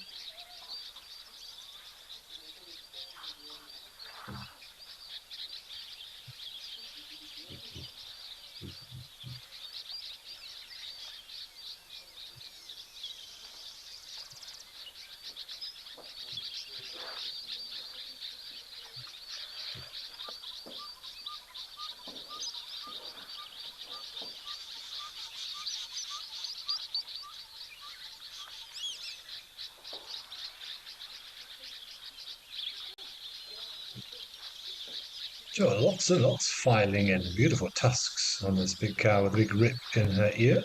Or is it, it's a young bull. He has got beautiful tusks. Come on, little one, come down, have a drink with Mum.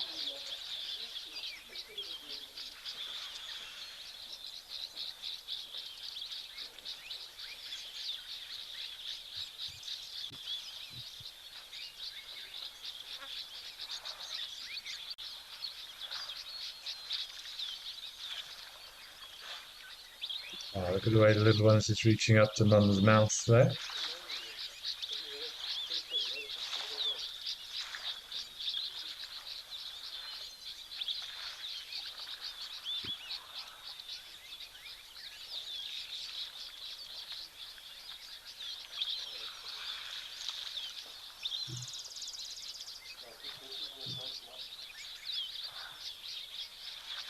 This one in the front also seems to be feeding on these little aquatic reeds here.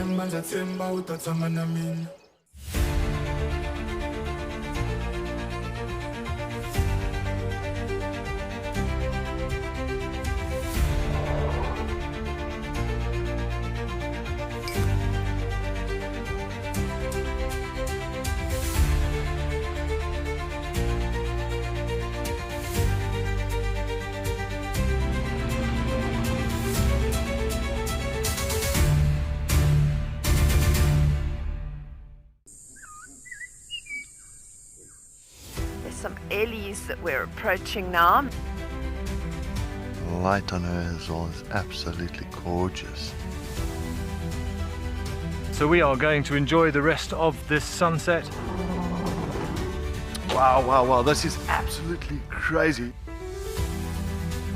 And thank you for joining us. For myself and Cam, we will see you next time. Every month, something wild lands in your inbox. From rare sightings and behind-the-scenes secrets to expert stories, seasonal changes, and exclusive travel opportunities, the Wild Earth Journal is your free monthly mailer, packed with the magic of the wild straight from the field. It's fun, it's free, it's full of surprises. Sign up now on the Wild Earth website.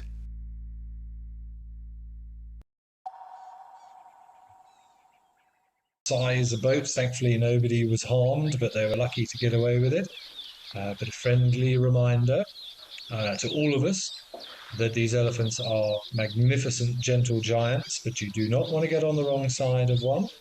And always ensure that you are not infringing on its personal space, and ensure that it and you as well have got an escape route if necessary. There is no need to push the boundaries and park on top of these poor things.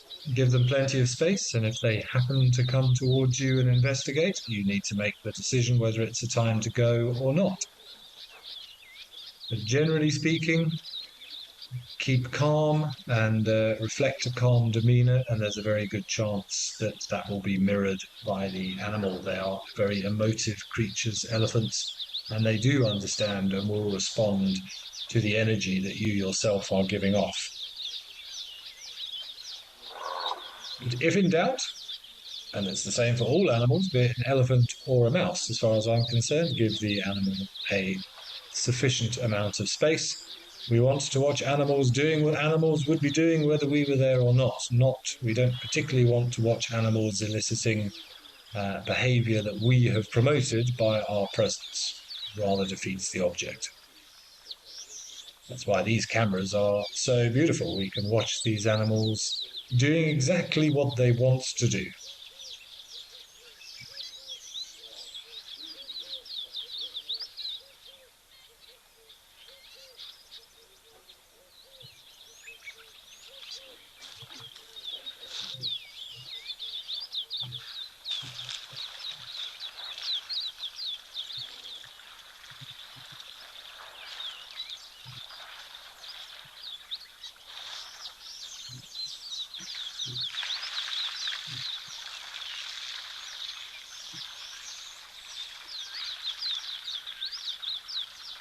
Well, we are down to the last 5 minutes or so of today's Live at the Waterhole. We've had some nice sightings. I think for me, I'm just trying to think what were the highlights. I think those two bulls at, is it Safari Hook or Nguma? I forget where it was out in Namibia, but that was a beautiful sighting of those two bulls playing in the water, having a little bit of a push and a shove. I particularly enjoyed as I'm going to try and commit to memory, Wanza flat-headed rock agama. He was really rather spectacular. Always fun to watch the baboons doing their thing. And I'm sure we've seen some other great things. There's often so much happening. Oh, the hippo interaction was fun to see as well.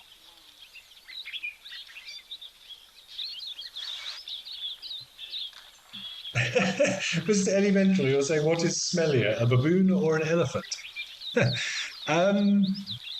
I think that rather comes down to your specific nasal epithelium, Mr. Elemental, and your preference to olfactory stimulation. I would say a baboon is smellier. If you've ever smelled baboon poo, it's not very pleasant. And as somebody who has had a dog in the past that enjoyed rolling in baboon feces, being an omnivorous animal, I can assure you that baboon feces smells worse than elephant dung. Right, I think we're going to head over for a little last-minute surprise at Jack's Pan.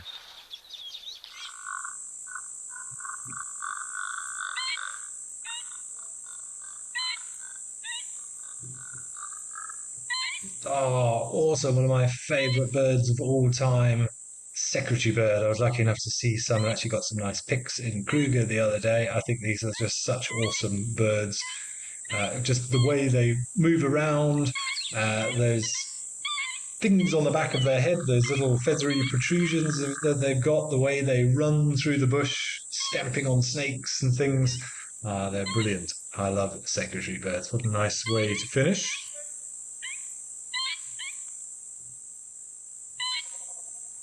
Moonlight at Midnight, I'm glad you've enjoyed today's show as well.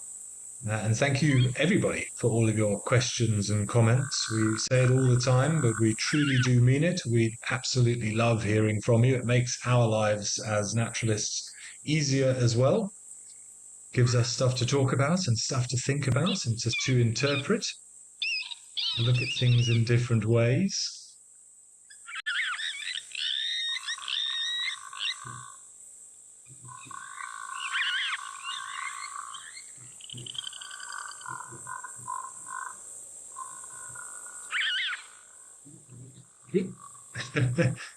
Get out the way of the marauding wildebeest, though.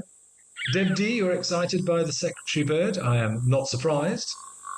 Always a treat to see.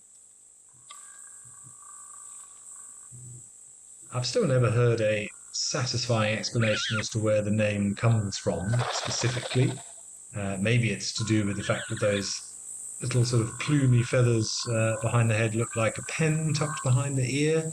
I've heard all sorts of theories, but never really found one that makes enough sense for me to adopt.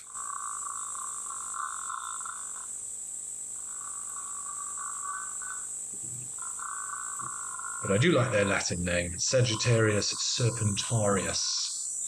Sagittarius coming from archery and hunting, and Serpentarius obviously because of their preference to hunting snakes. Well, that is a good Latin name.